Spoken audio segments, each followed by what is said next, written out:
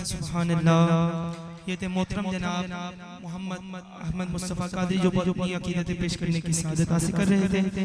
बिला ताखीर मुल्तमिस हूँ आज की इस बाबरकत महफिल के मुख्तसर तारुफ के लिए मोहतरम सरमाए अहले सुन्नत खतीब अहले सुन्नत इमाम खतीब मस्जिद हाज़ा क़िबला हज़रत अल्लामा मौलाना प्रोफेसर डॉक्टर मोहम्मद उवैस मासूमी साहब दामत बरकातुहुल आज़ीज़ को तशरीफ लाए और आज की इस बाबरकत महफिल का मुख्तसर तारुफ फरमाएं। नारे तकबीर, नारे तकबीर, नारे रिसालत, ताजदारे खत्म।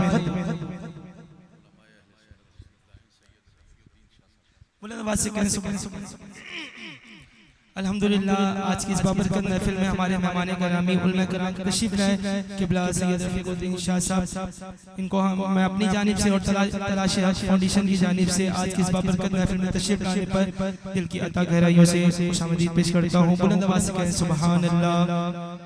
नारे तकबीर, नारे रिसालत, नारे तहक़ीक़, नारे हैदरी, नारे गौसिया, ताजदारे खत्म नबुव्वत, उलमाए अहले सुन्नत।